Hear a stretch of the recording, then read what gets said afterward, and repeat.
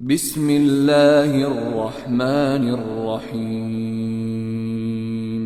تبارك الذي نزل الفرقان على عبده ليكون للعالمين نذيرا نحمده ونستعينه ونستغفره ونعوذ بالله من شرور أنفسنا ومن سيئات أعمالنا من يهده الله فلا مضل له ومن يضلل فلا هادي له وأشهد أن لا إله إلا الله وحده لا شريك له وأشهد أن محمدا عبده ورسوله يا أيها الذين آمنوا اتقوا الله حق تقاته ولا تموتن إلا وأنتم مسلمون يا أيها الناس اتقوا ربكم الذي خلقكم من نفس واحدة وخلق منها زوجها وبث منهما رجالا كثيرا ونساء واتقوا الله الذي تساءلون به والأرحام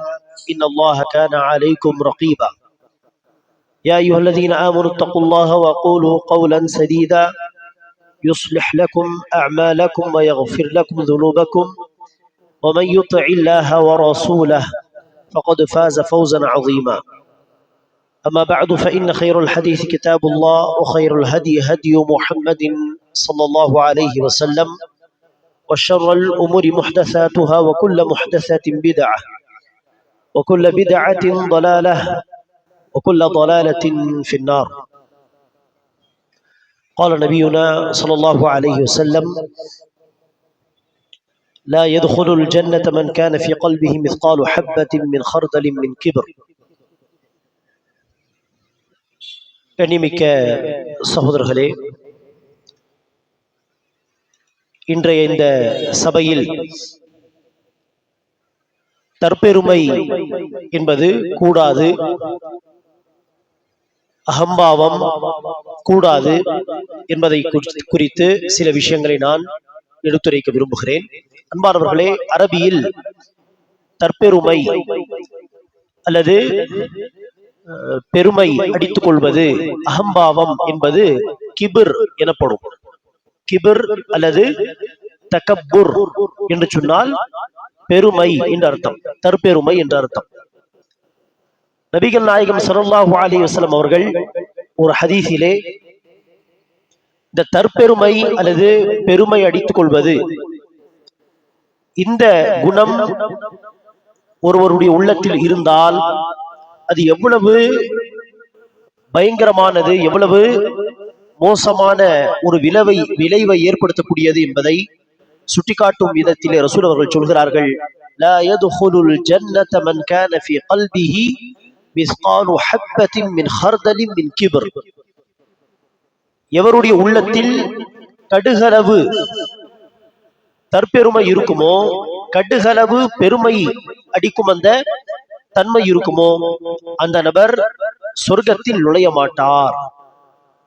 ஆக கடுகளவு தற்பெருமை இருந்தாலும் சொர்க்கத்தில் நுழைய முடியாது என்கிற அளவுக்கு நபி ஸல்லல்லாஹு அலைஹி வஸல்லம் அவர்கள் யாருடைய உள்ளத்தில் தற்பெருமை இருக்குமோ அவர்களை அச்சமூட்டி எச்சரிக்கை செய்கிறார்கள் சொன்னால், அவ்வளவு என்ன மோசமான ஒரு பண்பது, அவ்வளவு என்ன பயங்கரமான ஒரு தன்மை அது. தற்பெருமை கடுகளவு இருந்தால் அல்லாஹ் ஏன் சொர்க்கத்தில் அவர்களை அனுப்ப மாட்டான் என்பதை நாம் புரிந்து கொள்ள வேண்டும். அதற்கான முக்கிய காரணம் தான் அன்பானவர்களே, இந்த பெருமை என்பது அரபியில் நாம் சொன்னோமே கிபிர் அல்லது தகப்புர். இந்த பெருமை என்பது அல்லாஹ்வுடைய பண்பு, இது அல்லாஹ்க்குரிய தன்மை, அது அல்லாஹ் சுப்ஹானஹு வ தஆலாவுடைய சிஃபாத்தின் ஒரு சிஃபத், அல்லாஹ்வுடைய பண்புகளில் ஒரு பண்பு. ஆகவேதான் நான் சொன்ன அரபி வார்த்தையிலிருந்து அல்லாஹ்வுடைய அழகிய திருநாமம், அல்லாஹ்வுடைய அழகிய பெயர் என்ன வரும் என்று யாராவது சொல்ல முடியுமா? கிபிர் அல்லது தகப்புர் என்பது பெருமை எனப்படும். அதிலிருந்து அல்லாஹ்வுடைய அழகிய பெயர் அல் அல் முதகப்பிர். அல் முதகப்பிர் என்று சொன்னால் பெருமை உள்ளவன் என்று அர்த்தம். அதே போல அல் கபீர், அல் அலியுல் கபீர், அல்லாஹ் உயர்ந்தவன், பெரியவன். ஆக அல் கபீர், அல் முத்தகப்பிர், இது அல்லாஹுடைய அழகிய பெயர்களில் வரக்கூடிய பெயர்கள். ஆக கிபிர் என்பது, தக்கப்புர் என்பது அல்லாஹுடைய பண்பு. மனிதனுக்கு பெருமை அடித்துக் கொள்வதற்கு தகுதியே கிடையாது, அருகதையே கிடையாது.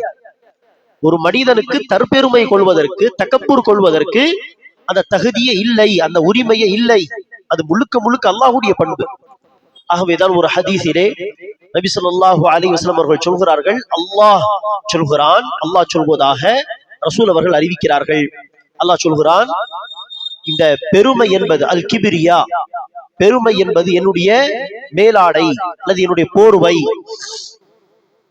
யார் அதை இழுக்க விரும்புவானோ, தற்பெருமை என்பது என்னுடைய போர்வை, யார் பெருமை அடித்து என்னோடு போட்டி போடும் விதத்திலே என்னுடைய அந்த போர்வையை இழுக்க விரும்புவானோ நான் அவனை விடமாட்டேன்.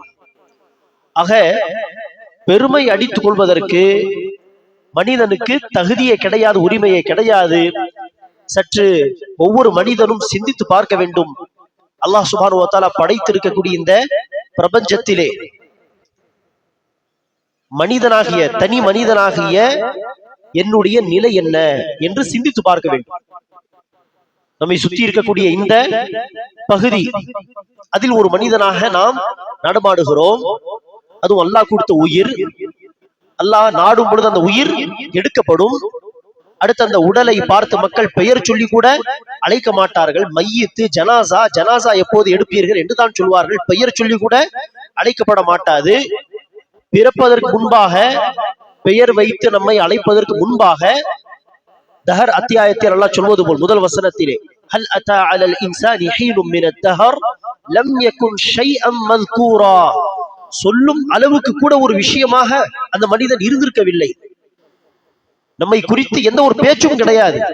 நாம் பிறந்த பிறகுதான் நம்மை குறித்து மக்கள் பேச தொடங்கினார்கள். இன்னாருக்கு மகன் பிறந்திருக்கிறார், இன்னாருக்கு ஒரு பிள்ளை பிறந்திருக்கிறது. அடுத்து பெயர் சூட்டப்பட்ட பிறகுதான் இன்னாருடைய மகன் இன்னார் என்று சொல்லி பெயர் சொல்லி அழைக்க ஆரம்பித்தார்கள்.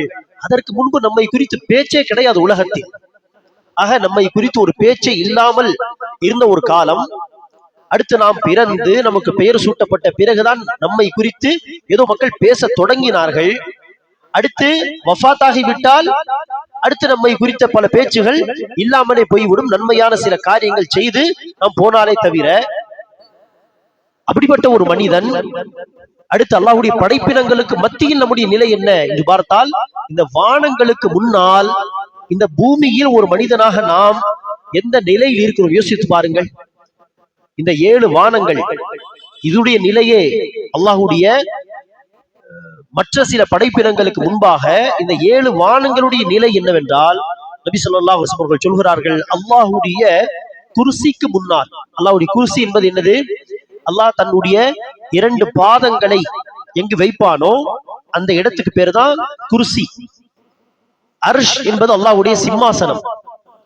ஆக தன் 2 பாதங்களை அல்லாஹ் எங்கு வைப்பானோ அது குர்சி எனப்படும்.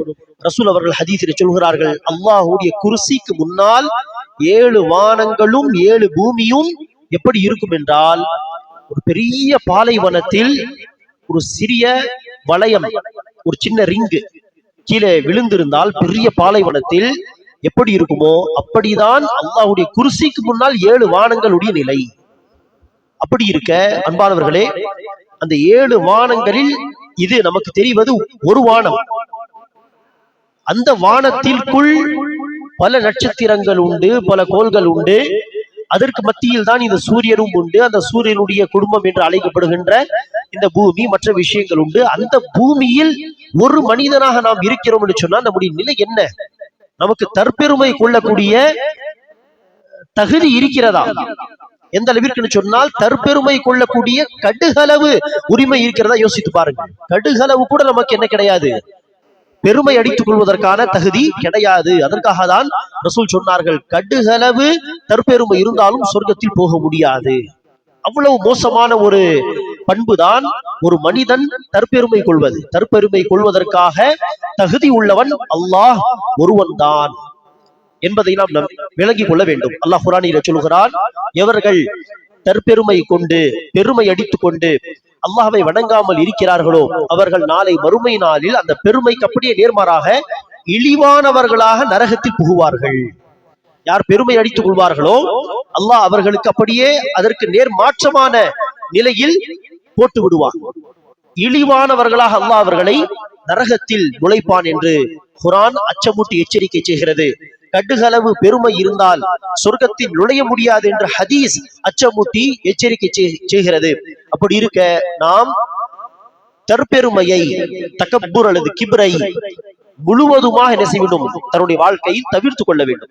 எக்காரணத்திற்கொண்டும் எந்த நிலையிலும் பெருமை அடித்துக் கொள்ளக்கூடாது, தற்பெருமை கொள்ளக்கூடாது, அகம்பாவம் கொள்ளக்கூடாது. சரி அன்பானவர்களே, இந்த தற்பெருமை பெருமை என்று நாம் சொல்கிறோமே, அது என்னது? தற்பெருமை என்றால் என்ன என்பதை சரியாக விளங்கி கொண்டால்தான் வாழ்க்கையில் அதை என்ன செய்ய முடியும்? தவிர்க்க முடியும். தற்பெருமை என்றால் என்ன? பெருமை கிபர் என்றால் என்ன? தகப்பூர் என்றால் என்ன? நாம் ஆரம்பத்தில் சொன்ன அதே ஹதீஸை நோக்கி நாம் திரும்பி வரலாம். நபி ஸல்லல்லாஹு அலைஹி வஸல்லம் அவர்கள் சொன்னார்கள், கடுகளவு தற்பெருமை இருந்தாலும் உள்ளத்திலே அவர் சொர்க்கத்தில் நுழைய முடியாது. லா யதுகுலுல் ஜன்னத மன் கான ஃபீ கல்பிஹி மிஸ்காலு ஹப்பத்தின் மின் ஹர்தலின் மின் கிப்ர். இந்த ஹதீஸை சபையில் சொன்னதும் சஹாபா பெருமக்கள் பயந்தார்கள். கடுகளவு தற்பெருமை இருந்தாலும் சொர்க்கத்துக்கு போக முடியாதா? உடனே பயந்தவர்களாக ரசூலிடத்தில் கேட்கிறார்கள், அல்லாஹ்வின் தூதரே, நம்மில் ஒருவர் அழகான ஆடை அணிய வேண்டும் என்று விரும்புகிறார், அழகான காலணிகள், அழகான செருப்பு, அழகான ஷூஸ் அணிய வேண்டும் என்று விரும்புகிறார், இதுவும் தற்பெருமையா? அப்போது நபி ஸல்லல்லாஹு அலைஹி வஸல்லம் அவர்கள் சொன்னார்கள், இல்லை, அழகான ஆடை அணிய வேண்டும் என்று விரும்புவது, அழகான காலணிகள் அணிந்தால் அது அழகான காலணிகளாக இருக்க வேண்டும் என்று விரும்புவது, இது தற்பெருமை ஆகாது. ரசூல் சொன்னார்கள், இன்னல்லாஹ ஜமீலுன் வ யுஹிப்புல் ஜமால். அல்லாஹ் அழகானவன், அழகானதை அல்லாஹ் விரும்புகிறான். அல்லாஹ் உங்களுக்கு வசதி கொடுத்திருந்தால் உங்களுடைய வசதிக்கு ஏற்றவாறு நீங்கள் அழகான ஆடை அணியுங்கள், அல்லாஹ் அதை விரும்புகிறான். அல்லாஹ் உங்களுக்கு வசதி கொடுத்திருந்தால் அந்த வசதிக்கு ஏற்ப அழகான காலணிகளை அணியுங்கள், அல்லாஹ் அதை விரும்புகிறான். அல்லாஹ் உங்களுக்கு வசதி கொடுத்திருந்தால் உங்கள் வசதிக்கு ஏற்ப அழகான வீடை கட்டுங்கள், அழகான வீடை கட்டி வசியுங்கள், அல்லாஹ் அதை விரும்புகிறான். அல்லாஹ் அழகானவன், அழகானதை விரும்புகிறான். ஆக எல்லோரும் தன்னுடைய வசதிக்கு ஏற்ப அழகான பொருளை அல்லது தரமான பொருளை யூஸ் பண்ணுவது, பயன்படுத்துவது, இது தற்பெருமை ஆகாது என்று சொல்லிவிட்டு அடுத்து நபி ஸல்லல்லாஹு அலைஹி வஸல்லம் அவர்கள் தற்பெருமையை அறிந்து கொள்வதற்காக 2 வழிகளை சொல்லித் தருகிறார்கள். அந்த 2 வழிகளை நாம் கவனத்தில் கொண்டு தன்னுடைய செயல்பாடுகளை, தன்னுடைய பேச்சுகளை எல்லாம் அந்த 2 அளவுகோலை வைத்து நாம் கணித்து பார்த்தால் நமக்கு தெரியும் நம்முடைய உள்ளத்தில் தற்பெருமை இருக்கிறதா இல்லையா. அந்த 2 அளவுகோல் என்ன? நபி ஸல்லல்லாஹு அலைஹி வஸல்லம் அவர்கள் சொன்னார்கள், தற்பெருமை என்பது பத்தருல் ஹக்கி வ கம்துன் நாஸ், சத்தியத்தை மறுப்பதும் சக மனிதர்களை தாழ்வாக நினைப்பதும், தரக்குறைவாக நினைப்பதும். இந்த 2 தான் தற்பெருமையுடைய அடையாளங்கள். இதுதான் அந்த உள்ளத்தில் இருக்கக்கூடிய தற்பெருமையின் வெளிப்பாடு. இந்த 2 விஷயங்கள் தான். சத்தியத்தை மறுப்பது, நான் சொன்னது தவறு, இன்னார் சொல்வதுதான் சரி, இதுதான் சத்தியம் என்று தெரிந்த பிறகும், அது விளங்கிய பிறகும் ஏற்க மறுத்து, இப்போது ஏற்றால் என்னுடைய பிரஸ்டீஜ் என்ன ஆவது, என்னுடைய கண்ணியம் என்ன ஆவது, ஃபர்ஸ்ட் அதை தவறு என்று சொல்லிவிட்டு இப்போது சரி அது சரி என்று சொன்னால் என்னுடைய கண்ணியம் என்ன ஆகும் என்று யோசித்து சத்தியம் இதுதான் என்று தெளிவான பின்னரும் அதை ஏற்க மறுப்பது, இது தற்பெருமை. 2வது அடையாளம் ரசூல் சொன்னார்கள், சக மனிதர்களை இலக்காரமாக நினைப்பது, தாழ்வாக நினைப்பது, தரக்குறைவாக நினைப்பது. அதில் 1வது அடையாளம் அன்பானவர்களே, சத்தியத்தை ஏற்க மறுப்பது. இது மார்க்க விஷயத்திலும் வரலாம், உலக விவகாரங்களிலும் இந்த விஷயம் வரலாம். மார்க்க விஷயம், அதற்கு உதாரணம் பாருங்கள். ஃபிரௌன், மூசா அலைஹிஸ்ஸலாமுடைய காலத்தில் எகிப்துக்கு மன்னராக இருந்த அந்த ஃபிரௌன், அவருடைய பெயர் ராம்சீஸ் என்று சொல்லப்படுகிறது. அல்லாஹ் நன்கறிந்தவன். ஃபிரௌன் என்பது பட்டம், சரியா? எகிப்து நாட்டின் அரசன் என்று அர்த்தம் ஃபிரௌன் என்று சொன்னார். ஆக மூசா அலைஹிஸ்ஸலாமுடைய காலத்தில் இருந்த அந்த ஃபிரௌன் எப்படிப்பட்ட தற்பெருமை கொண்டவன். அந்த தற்பெருமை, பெருமை என்கிற விஷயத்தில் அல்லாஹ்வோடு போட்டி போடக்கூடிய மிகப்பெரிய மோசமான ஒரு அடியானாக இருந்தவன். தன்னை அன ரப்புக்குமுல் அலா, நான் தான் உங்களுடைய உயர்ந்த இறைவன் என்று சொல்வான் மக்களை பார்த்து. அப்படிப்பட்ட தற்பெருமை அடித்துக் கொண்ட ஒரு அடிமை அந்த ஃபிரௌன். அவன் மூசா அலைஹிஸ்ஸலாம் கொண்டு வந்த மார்க்கத்தை ஏற்க மறுத்தான். ஏன் ஏற்க மறுத்தான்?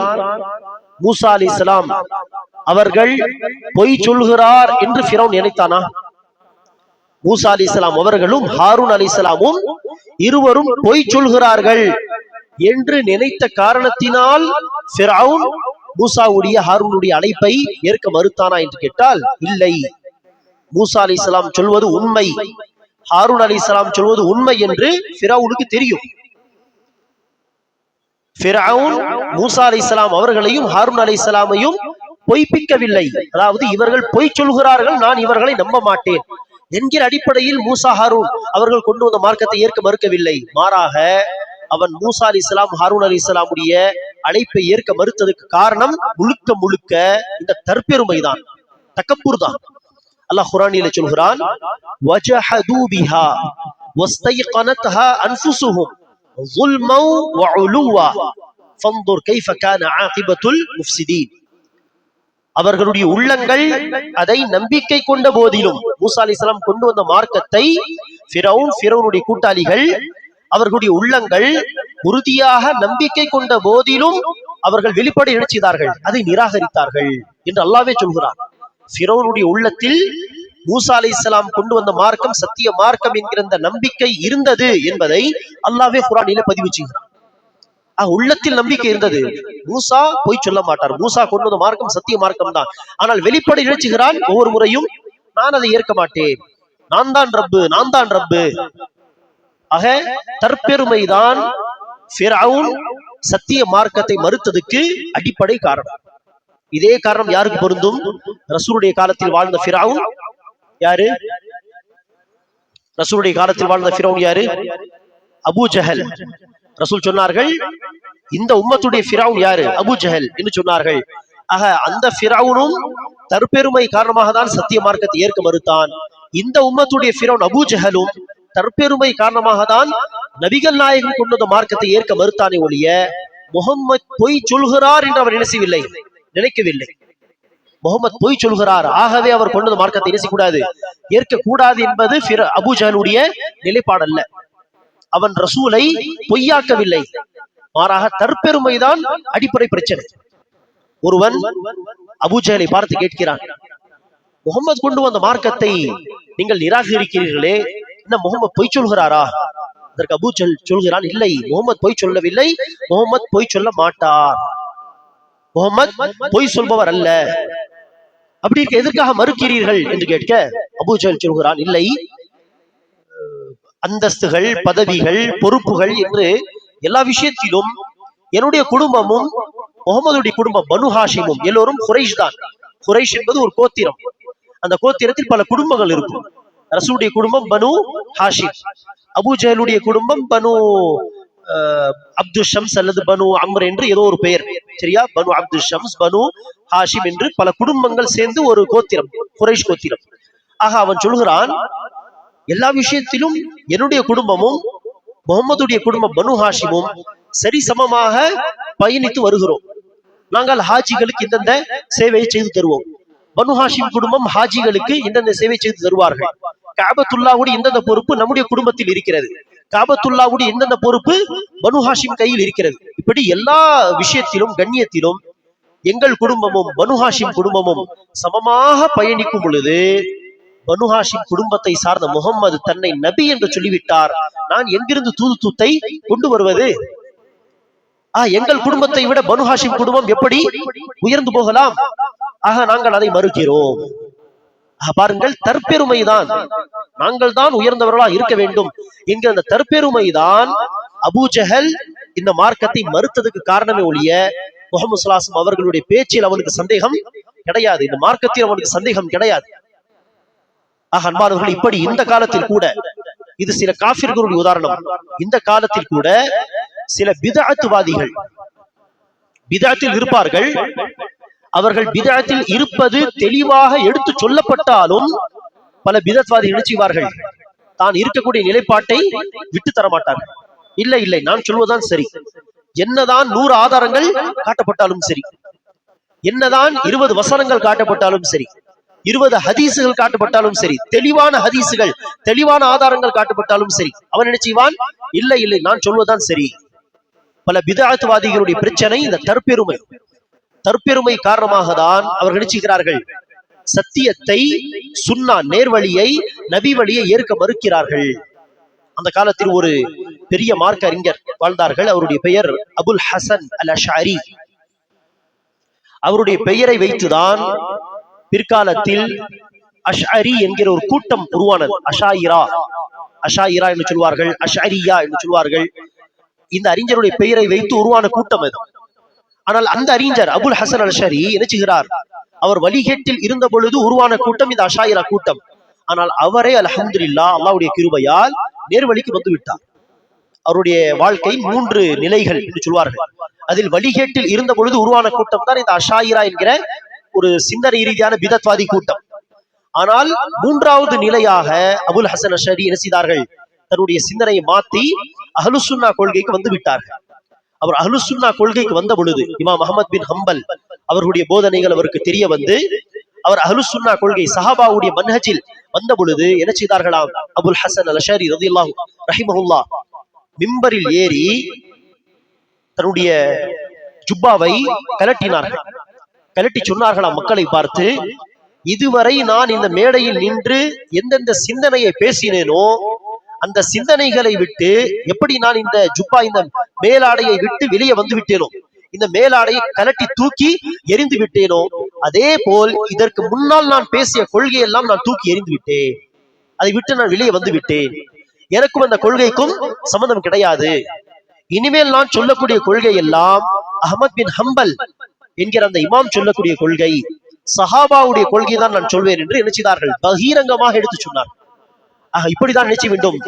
சத்தியம் இதுதான் என்று தெளிவான பிறகு இவ்வளவு காலமாக நான் இதை பேசினேனே, நேற்று இதையெல்லாம் சொல்லிவிட்டு இன்று நான் மாத்தி சொன்னால் என்னுடைய கண்ணியம் என்னாகும் என்றெல்லாம் யோசிக்காமல் சத்தியம் தெளிவாகிவிட்டால் உடனே அதை என்ன செய்ய வேண்டும்? ஏற்றுக்கொள்ள வேண்டும். இதே விஷயம் அன்பானவர்களே உலக வாழ்க்கையிலும் பொருந்தும். மார்க்கம் நேரடியாக மார்க்கம் தொடர்பான விஷயம் இல்லாவிட்டாலும் உலக வாழ்க்கை தொடர்பான ஏதோ ஒரு விஷயத்திலே நான் ஒரு கருத்தை சொல்ல, வீட்டில் என்னுடைய தந்தை ஒரு கருத்தை சொல்ல, என்னுடைய கருத்துக்கும் தந்தையுடைய கருத்துக்கும் கருத்து வேறுபாடு வந்து அடுத்து தந்தை சொன்ன கருத்து தான் சரியானது, அந்த முடிவுதான் சரியானது என்று எனக்கு தெரிந்தால் நான் நினைச்சு வேண்டும் உடனே ஆம் நீங்கள் சொன்ன கருத்து தான் சரி என்று ஏற்றுக்கொள்ள வேண்டும். நான் ஒரு கருத்தை சொல்ல, என் மனைவி ஒரு கருத்தை சொல்ல, சிறிது நேரம் கழித்து அல்லது சிறு நாட்கள் கழித்து நான் சொன்ன கருத்து தவறு, மனைவி சொன்ன கருத்து, மனைவி எடுத்த முடிவுதான் சரியானது என்று தெரிந்தால் என்ன செய்ய வேண்டும்? உடனே நான் சொன்ன தவறு, நீங்கள் சொன்னதான் சரி என்று ஏற்றுக்கொள்ள வேண்டும். அங்க நான் நினைச்சக்கூடாது ஹஸ்பண்டாக இருந்து மனைவியுடைய கருத்து தான் சரி, நான் சொன்ன கருத்து தப்பு என்று சொன்னால் என்னுடைய கண்ணியம் என்ன ஆகும் என்று சொன்னால் நவுது பில்லாஹ் என்னுடைய உள்ளத்தில் தற்பெருமை இருக்கிறது என்று அர்த்தம். ஆக நான் சொன்னது தவறு, இன்னார் சொன்னதுதான் சரி, நான் இருந்த நிலைப்பாடு அசத்தியம், இன்னார் சொல்லக்கூடிய கருத்து தான் சத்தியம், ஹக்கு என்று தெளிவாகிவிட்டால் அதை உடனே ஏற்றுக்கொள்ள வேண்டும். அதை உடனே நாம் ஏற்றுக்கொள்ள மறுக்கிறோம் என்று சொன்னால் நம்முடைய உள்ளத்தில் தற்பெருமை இருக்கிறது. அதற்கான ஒரு அடையாளம் தான் என்னது? சத்தியம் தெளிவாகிவிட்டால் வெளிப்படையில் தற்பெருமை உள்ளவர்கள் ஏற்க மறுத்தாலும் அவருடைய மனசாட்சி என்ன செய்யும்? உள்ளே நீ செய்வது தப்பு, அவர் சொல்வது சரி, இன்னார் சொல்வது சரி என்று மனசாட்சி உள்ளே பேசும். ஆனால் தற்பெருமை உள்ளவர்கள் வெளிப்படையில் என்ன செய்வார்கள்? தன்னுடைய கருத்தை விட்டு கொடுக்க மாட்டார்கள். பிதத்வாதிகளும் இப்படிதான். பிதத்வாதிகளுக்கு ஆதாரங்கள் தெளிவாக எடுத்து சொல்லப்பட்டு அவர்களுக்கு அல்லாஹ்வுடைய நாட்டத்தால் அந்த ஆதாரங்கள் புரிந்து விட்டால் வெளிப்படையில் அந்த பிதத்வாதிகள் ஏற்க மறுத்தாலும் அவருடைய மனசாட்சி நிச்சயமா என்ன செய்யும்? உள்ளே நீ செய்வது தப்பு, அவர்கள் சொன்ன ஆதாரங்கள் எல்லாமே தெளிவாக இருக்கிறது என்று மனசாட்சி உள்ளே பேசும். ஆக நாம் என்ன செய்ய வேண்டும்? இதை ஒரு அடையாளமாக எடுத்துக்கொண்டு மனசாட்சி இவர் சொல்வது சரி என்று சொல்கிறது என்று சொன்னால் வெளிப்படையில் நாம் இல்லை இல்லை நான் சொன்னதான் சரி என்று மனசாட்சிக்கு மாற்றமாக நாம் நடந்து கொண்டால் தற்பெருமைதான் இங்கு செயல்படுகிறது என்பதை நாம் என்ன செய்ய வேண்டும்? புரிந்து கொள்ள வேண்டும். ஆக முதலாவது அடையாளம் அன்பானவர்களே, தற்பெருமையின் ஒரு அடையாளம் சத்தியத்தை அது தெளிவான பின்னரும் ஏற்க மறுப்பது. இரண்டாவது அடையாளம் என்னது? சக மனிதர்களை இலக்காரமாக நினைப்பது, சக மனிதர்களை தரக்குறைவாக நினைப்பது. பெரும்பாலும் சக மனிதர்களை தரக்குறைவாக தாழ்த்தி நினைப்பது என்பதற்கான அடிப்படை காரணம் என்ன? என்னிடத்தில் இருக்கக்கூடிய ஏதோ ஒரு ஒன்று அவரிடத்தில் இல்லை, இதுதான் அடிப்படை காரணம். என்னிடத்தில் இருக்கக்கூடிய ஒரு நிஅமத் அவரிடத்தில் இல்லை. அது என்னவாக இருக்கலாம்? காசு பணமாக இருக்கலாம். நான் பணக்காரன், இவர்கள் ஏழை என்கிற அடிப்படையில் அவர்களை இலக்காரமாக நினைப்பது. அல்லது நான் ஏதோ பெரிய போஸ்டிங்கில் இருக்கிறேன், பெரிய பதவியில் இருக்கிறேன், இவர்கள் எல்லாம் சாதாரண பாமர மக்கள், ஆக அவர்களை என்ன செய்வது? தன்னுடைய போஸ்டிங் அடிப்படையில் இலக்காரமாக நினைப்பது.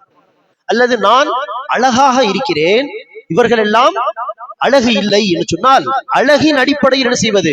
அழகு இல்லாதவர்களை இலக்காரமாக நினைப்பது, கேலி கிண்டல் செய்வது. அல்லது நான் மிக அறிவாளி, அல்லது அல்லாஹ் எனக்கு நிறைய கல்வி கொடுத்திருக்கிறான், இவர்கள் எல்லாம் முட்டாள்கள், கல்வி அறிவு இல்லாதவர்கள் என்று சொன்னால் அந்த அடிப்படை செய்வது, தற்பெருமை கொள்வது. ஆக மொத்தத்தில் நம்மிடத்தில் இருக்கக்கூடிய ஒரு நிஅமத் நமக்கு முன்னால் இருக்கக்கூடிய சக மனிதர்களுக்கு இல்லை என்று சொன்னால் அந்த நிஅமத் அடிப்படையில் பெரும்பாலும் நினைச்சுவார்கள் பல பேர், மற்றவர்களை சக மனிதர்களை இலக்காரமாக நினைப்பார்கள். இதை நாம் என்ன செய்வது? தவிர்த்து கொண்டு, எனக்கு அல்லாஹ் சுப்ஹானஹு வ தஆலா பொருளாதாரத்தை கொடுத்திருந்தால் அது என்னுடைய உழைப்பு கிடையாது, ஆக்சுவலி சொல்ல போனால் அது அல்லாஹ்வுடைய நாட்டம். அது காரணம், என்னை விட பல அறிவாளிகள் இருப்பார்கள், ஆனால் ஏழைகளாக இருப்பார்கள் என்னை விட. சரி, அதே நேரத்தில் என்னை விட புத்திசாலித்தனம் அது போன்ற விஷயத்தில் குறைவாக சில பேர் இருப்பார்கள், ஆனால் அவர்கள் என்னை விட பணக்காரர்களாக இருப்பார்கள். என்னை விட பெரிய புத்திசாலிகள் ஏழைகளாக இருக்கிறார்கள், என்னை விட புத்தியில் குறைந்தவர்கள் என்னை விட பணக்காரர்களாக இருக்கிறார்கள் சொன்னால் என்ன அர்த்தம்? என்னிடத்தில் இருக்கக்கூடிய பணம் அது என்னுடைய டேலண்ட் அடிப்படையில் வந்தது கிடையாது, அது அல்லாஹ்வுடைய நாட்டம்.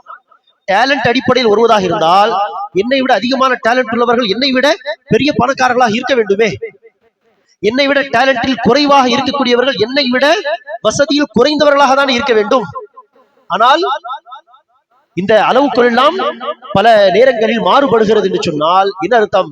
இது நம்முடைய டேலண்ட் அடிப்படையில் கிடைத்த நிஅமத் கிடையாது, இது அல்லாஹ்வுடைய நாட்டம். ஆகவேதான் சுலைமான் அலைஹிஸ்ஸலாம் அவர்களுக்கு அல்லாஹ் ஆட்சியை கொடுத்தான், அதிகாரத்தை கொடுத்தான், செல்வத்தை கொடுத்தான். அதை கொண்டு அவர்கள் நினைச்சவில்லை, தற்பெருமை கொள்ளவில்லை. சபா நாட்டு அந்த ராணியுடைய சிம்மாசனத்தை யார் கொண்டு வர முடியும் என்று அவர்கள் கேட்க, ஒரு இஃப்ரீத் என்கிற ஜின், அவர்களுடைய கட்டளைக்கு உட்பட்டு நடக்கக்கூடிய ஒரு ஜின், அந்த ஜின் சொன்னது, நீங்கள் இந்த சபையை விட்டு எழுந்து செல்வதற்கு முன்பாக நான் அந்த சபா நாட்டு ராணியுடைய சிம்மாசனத்தை தூக்கி வந்து விடுவேன். அதே சபையில் ஒரு கல்வி உள்ளவர் என்று அல்லாஹ் சொல்கிறார். அந்த கல்வி உள்ளவர் மனிதரா அல்லது ஜின்னா அல்லது ஜிப்ரீல் அலைஹிஸ்ஸலாமா நமக்கு தெரியாது. சில முஃபஸ்ஸிரீன்கள் அது ஜிப்ரீல் அலைஹிஸ்ஸலாம் என்பதாக சொல்கிறார்கள். கல்வி உள்ள ஒருவர் சொன்னார் சுலைமான் அலைஹிஸ்ஸலாம் அவர்களிடத்தில், நீங்கள் கண் இமை அசைக்கும் அந்த நொடியில் நான் அதை கொண்டு வருவேன் என்று சொல்லி முடிக்கிறார். அந்த நொடியில் சுலைமான் அலைஹிஸ்ஸலாம் கண்ணிமை அசைத்திருப்பாரா இல்லையா? பேசும் பொழுதே கண்ணிமை அசைத்து பார்க்கிறார். பார்த்தால் அந்த சிம்மாசனம் முன்னால் நிற்கிறது. பார்த்தபடி மிரண்டு போய்விட்டார் சுலைமான் அலைஹிஸ்ஸலாம். எப்படிப்பட்ட சக்தி உள்ளவர்களை எல்லாம் அல்லாஹ் என்னுடைய வார்த்தைக்கு கட்டுப்பட்டவர்களாக ஆக்கி வைத்திருக்கிறானே, நான் ஒரு வார்த்தை சொன்னால் இப்படிப்பட்ட சக்தி உள்ளவர்கள் எல்லாம் உடனே செயல்படுகிறார்களே என்பதை உணர்ந்த சுலைமான் அலைஹிஸ்ஸலாம் என்ன செய்யவில்லை? அந்த அதிகாரம், அந்த பவரை வைத்து அகம்பாவம் கொள்ளவில்லை, தற்பெருமை கொள்ளவில்லை. மாறாக அந்த காட்சியை பார்த்ததும் என்ன செய்தார்கள்? ஹாதா மின் ஃபத்லி ரப்பி, இது என்னுடைய இறைவனின் அருள், இது முழுக்க முழுக்க என்னுடைய இறைவனின் அருள், இதில் சுலைமானுடைய பங்கு எதுவும் கிடையாது, இது முழுக்க முழுக்க அல்லாஹ்வுடைய அருள் என்று சொன்னார்கள். இதுதான் நம்முடைய நிலைப்பாடாக இருக்க வேண்டும், நம்முடைய சிந்தனையாக இருக்க வேண்டும். ஆனால் இதற்கு நேர்மாறாக காரூன் என்ன செய்தான்? அல்லாஹ் அவனுக்கு வசதி வாய்ப்பை கொடுத்தான். அவன் அந்த வசதி வாய்ப்பு அந்த சொத்தெல்லாம் அல்லாஹ் கொடுத்தது என்று சொல்லாமல், அவனும் யார்தான்? பனி இஸ்ரவேலை சார்ந்த ஒருவன். மூசா அலைஹிஸ்ஸலாமுடைய குடும்பத்துக்கு பேர் என்னது? பனி இஸ்ராயில். அந்த பனி இஸ்ராயில் பெரும்பாலும் அடிமைகள் என்று இருப்பார்கள் ஃபிரௌனுடைய ஆட்சியில். அதில் சில பேர் பணக்காரர்களாகவும் இருந்திருப்பார்கள். அதில் மிகப்பெரிய பணக்காரனாக இருந்தவன் தான் யார்? காரூன், பனி இஸ்ராயிலை சார்ந்தவன். பனி இஸ்ராயில் மக்கள் அவனை பார்த்து சொன்னார்கள், அஹ்சின் கமா அஹ்ஸனல்லாஹு இலைக், அல்லாஹ் உனக்கு இந்த பொருளை சொத்தை கொடுத்து நன்மை செய்தது போல் நீ ஏழைகளாகிய நமக்கு நன்மை செய், உதவி செய் என்று சொல்ல அவன் சொன்ன பதில் என்ன? ஹாதா மின் இல்மின் இந்தி, ஹாதா மின் ஃபதுலி ரப்பி சொல்லவில்லை, மாறாக ஹாதா மின் இல்மின் இந்தி, இது என்னுடைய கல்வியின் அடிப்படையில், என்னுடைய திறமை அடிப்படையில் நான் சம்பாதித்தது, இதில் உங்களுக்கு எல்லாம் எந்த ஒரு உரிமையும் கிடையாது என்று சொன்னான். அல்லாஹ் அவனை அழித்து நாசமாக்கி விட்டான். ஆக அன்பானவர்களே, நம்மிடத்தில் கல்வி இருந்தாலோ அல்லது அழகு இருந்தாலோ அறிவு இருந்தாலோ பதவி இருந்தாலோ அல்லது செல்வம் இருந்தாலோ எதுவாக இருந்தாலும் சரி, அது அல்லாஹ் கொடுத்த நியமத். அல்லாஹ் எனக்கு அந்த நியமத்தை நாடினான், அவர்களுக்கு நாடவில்லை. ஆனால் அவரிடத்தில் இல்லாத ஒரு நியமத்தை என்னிடத்தில் இருப்பதின் காரணமாக அவர்களை விட நான் சிறந்தவன் என்று அர்த்தமாகாது. ஏதோ ஒரு விதத்தில் அவர்கள் என்னை விட சிறந்தவர்களாக இருக்கலாம். யாரை நான் இழிவாக கருதுகிறேனோ, தரக்குறைவாக பார்க்கிறேனோ, அவர் அல்லாஹுடைய பார்வையில் என்னை விட சிறந்தவர்களாக இருக்கலாம் என்று நாம் ஒரு சிந்தனை கொண்டு வந்தாலே யாரையும் பார்த்து என்ன செய்ய மாட்டோம், இலக்காரமாக நினைக்க மாட்டோம். ஆக அன்பானவர்களே, எந்த அடிப்படையும் எந்த நியமத் அடிப்படையும் நாம் நினைக்கக்கூடாது, யாரையும் இலக்காரமாக கருதக்கூடாது. அது செல்வத்தின் அடிப்படை இருந்தாலும் சரி, அது அழகின் அடிப்படை இருந்தாலும் சரி, கல்வியின் அடிப்படையில் பதவியின் அடிப்படையில் இருந்தாலும் சரி, ஏன் இபாதத் அடிப்படையில் இருந்தாலும் சரி. நான் ஐவேளை தொழக்கூடியவன், நான் தக்வா உள்ளவன், பெரும் பாவங்கள் நான் செய்வதில்லை. எனக்கு முன்னால் ஒருவர் பெரும் பாவம் செய்கிறார், தொழுகையில் அலட்சியம் காட்டுகிறார் என்று சொன்னால், நான் மார்க்கப்பற்று உள்ளவன் என்கிற காரணத்தினால் அவரை நான் நினைக்கக்கூடாது, இலக்காரமாக நினைக்க கூடாது. உபதேசம் தான் செய்ய வேண்டும், நன்மையின் பக்கம் அழைக்க வேண்டும், தீமையை விட்டு தடுக்க வேண்டுமே தவிர அவர் மார்க்கத்தை பேணவில்லை என்கிற அடிப்படை கூடாது, இலக்காரமாக நினைக்க கூடாது. இலக்காரமாக நினைப்பதற்கு நமக்கு அல்லாஹ் உரிமை தரவில்லை. இது தொடர்பான ஒரு ஆதாரத்தை சொல்லி நான் என்னுடைய பேச்சை முடித்துக் கொள்கிறேன். ஒரு முறை அபூ ஹுரைரா ரலியல்லாஹு அன்ஹு தன்னுடைய ஒரு தோழரை பார்த்து சொன்னார்கள், யாரையும் பார்த்து அல்லாஹ் உன்னை மன்னிக்க மாட்டான் என்று சொல்லாதே. அதற்கு அபூ ஹுரைரா ரலியல்லாஹு அன்ஹு அவர்களுடைய அந்த ஸ்டூடெண்ட், அந்த தோழர் சொல்கிறார், நம்மில் பல பேர் இப்படி சொல்கிறார்களே, ஏதாவது ஒரு சண்டை ஏதாவது ஒரு பிரச்சனை என்று சொன்னால் உடனே அல்லாஹ் உன்னை மன்னிக்க மாட்டான் என்று சபிக்கும் விதத்தில் பல பேர் இப்படி சொல்கிறார்களே என்று சொல்ல அபூ ஹுரைரா சொன்னார்கள், இல்லை சொல்லாதீர்கள், இது மிக பயங்கரமான வார்த்தை, அல்லாஹ் உன்னை மன்னிக்க மாட்டான் என்று சொல்வது பயங்கரமான வார்த்தை என்று சொல்லிவிட்டு நபிகள் நாயகம் ஸல்லல்லாஹு அலைஹி வஸல்லம் அவர்களுடைய ஒரு ஹதீஸை அபூ ஹுரைரா ரலியல்லாஹு அன்ஹு அவர்கள் அறிவித்தார்கள். அந்த ஹதீஸ் தான் என்னது? நபி ஸல்லல்லாஹு அலைஹி வஸல்லம் சொன்னார்கள், முந்தைய சமூகத்தில் 2 பேர் இருந்தார்கள், 2 தோழர்கள் அல்லது 2 நண்பர்கள். அதில் ஒருவர் மார்க்க பற்றுள்ளவர், பேணி நடக்கக்கூடியவர், இன்னொருவர் மார்க்கத்தை எவ்வளவு பேணுதலாக பின்பற்றி நடக்க மாட்டார். இவர் அடிக்கடி தன்னுடைய தோழர் தன்னுடைய நண்பரை பார்த்து என்ன செய்வார், பாவம் செய்தால் தடுப்பார் அல்லது நன்மை ஏவுவார். ஆனால் சொல்ல வேண்டிய விதத்தில் அவர் சொல்லாமல் இருந்திருப்பார், அநேகமாக சொல்லக்கூடாத விதத்தில் மார்க்கத்தை சொல்லி இருப்பார், தவறான விதத்திலே. ஆக ஒரு முறை மனம் சங்கடப்பட்ட அந்த நபர் நினைச்சுகிறார், அல்லாஹ் என் மீது உன்னை பொறுப்புதாரியாக சாட்டி விட்டானா, எப்போது பார்த்தாலும் வந்து தடுப்பது, எப்போது பார்த்தாலும் வந்து பேசுவது என்று செய்கிறீர்களே, என் மீது அல்லாஹ் உங்களை சுமத்தி விட்டானா, பொறுப்பு சாட்டி விட்டானா என்று சொல்ல இவர் நினைச்சுகிறார், அவருடைய நன்மைக்கு சொன்னால் அவர் கோபப்படுகிறார் என்று சொல்லி அந்த கோபத்திலே அல்லாஹ் உன்னை மன்னிக்க மாட்டான், லா கஃபரல்லாஹு லக், அல்லாஹ் உன்னை மன்னிக்க மாட்டான் என்று ஒரு வார்த்தை சொல்லி விடுகிறார். நபி ஸல்லல்லாஹு அலைஹி வஸல்லம் அவர்கள் சொல்கிறார்கள் அந்த ஹதீஸிலே, அந்த இருவரும் மரணித்த பிறகு அல்லாஹ் நினைச்சுகிறான், இந்த நல்லடியாராக வாழ்ந்து வந்தாரே அவரை அல்லாஹ் சுப்ஹானஹு வ தஆலா நிப்பாட்டி சொல்கிறான், என்னுடைய அடியாருக்கும் என்னுடைய பாவ மன்னிப்புக்கும் இடையிலே தலையிடுபவன் நீ யார்?